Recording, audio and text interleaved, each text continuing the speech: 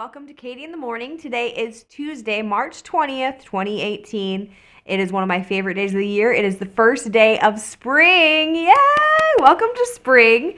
Spring is all about things blossoming and growing and making the world a more beautiful place. So that is what our topic is about today. It is one of my favorite things to talk about, and that is preceptorship and mentoring. It is one of my favorite things to do in a facility. I love training new people. So it's definitely one of my favorite things to talk about. I brought up a quote that specifically relates to the position of training and mentoring in the facility, and that is John C. Maxwell. It is right here. A leader is one who knows the way, goes the way, and shows the way.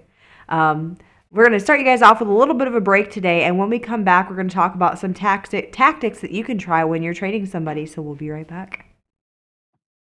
We look at NACA as the professional organization that supports the CNA, just like the American Association of Long-Term Care Nurses supports the RNs and LPNs.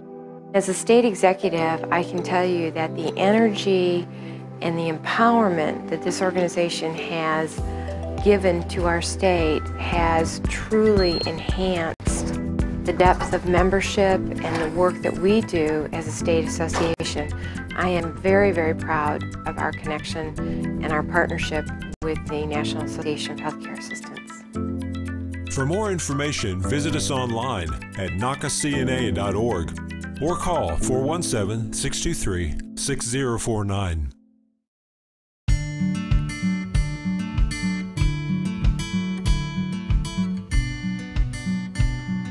From the Heart, a weekly segment with John Willard, airs every Tuesday at 2:30 Central Time on CNA TV.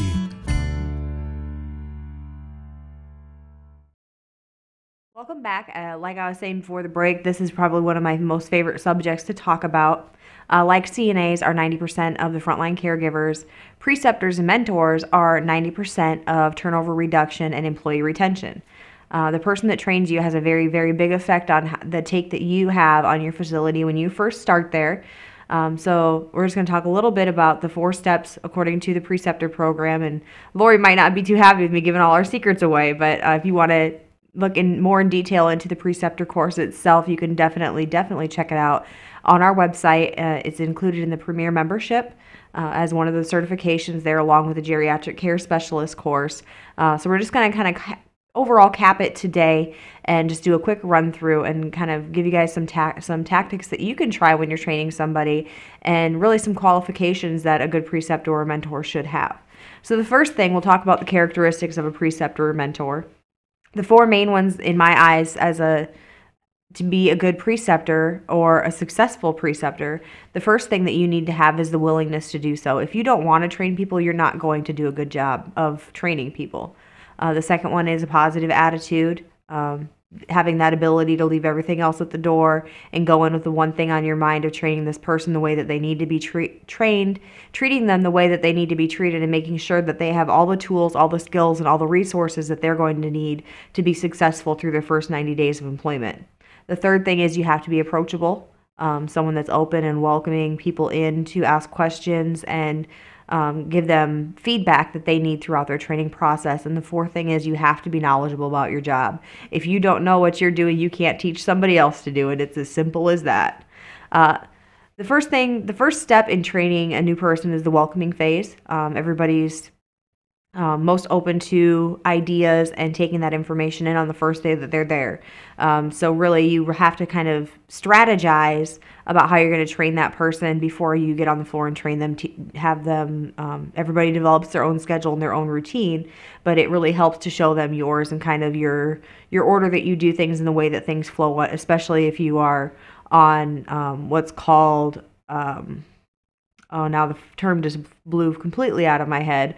But it's where one person is assigned a specific hallway day in and day out. So they're constantly working on that hallway. The residents get to know them, and they know who's coming in and what shift they're coming in on, that sort of thing. And the term's going to come back to me probably 5 minutes from now when I'm talking about something else completely different. But definitely show them your routine. They can develop it on their own as they're transitioning onto the floor and working as a full-time employee, or I shouldn't say full-time, as a signed-on employee or a long-term employee later on. The second thing is the training process. We just kind of talked about that a little bit, but when you're training somebody, they have a tendency to remember more things if you give them an example or show them how to do something rather than just telling them. If you think about it, you can just walk by somebody, say something, and then the next day they don't even know what you said. But for instance, we'll take hygiene, absorption for specific example. When I train people, I like to refer to it or like sort of like a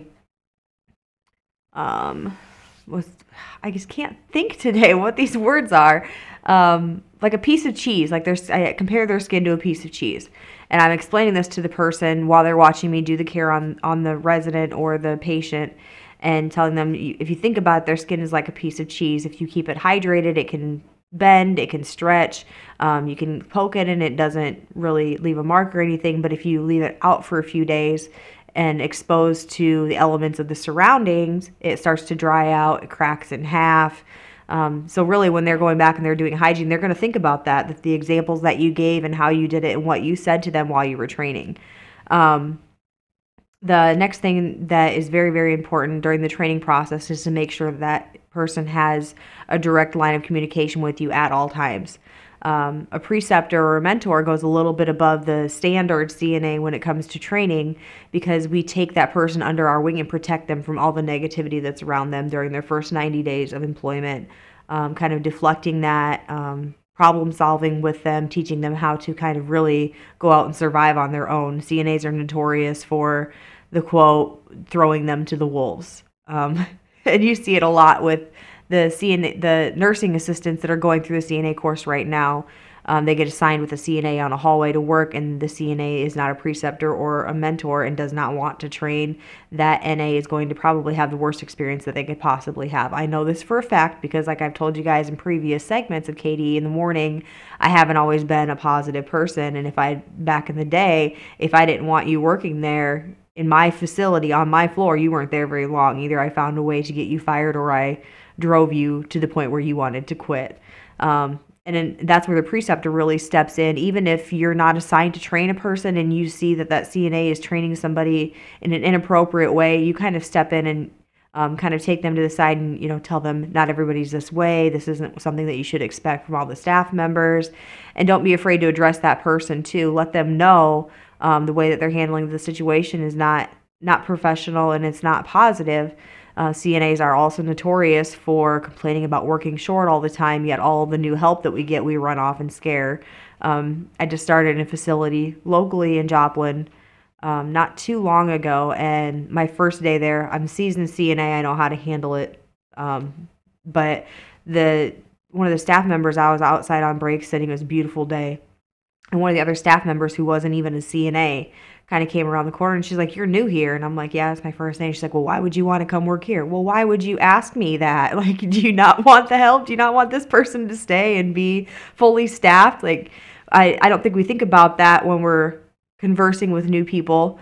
So we're gonna skip that back into the 4 steps. So we've covered welcoming. The second one is orientating. That's where you're showing the person around, showing them your schedule, that sort of thing. The third thing is training, making sure that they're kind of catching on to tasks, asking them questions, kind of prompting them to ask you questions to make sure they're understanding everything that you're saying to them. And the fourth one is transition. That's where you're making sure that they're catching it all, doing that preceptor success journal, getting their feedback, kind of showing them who else to relate to in the area, that sort of thing, so that when they go on the floor, if you're not there, they have another resource to go to answer questions and kind of give feedback and that sort of thing.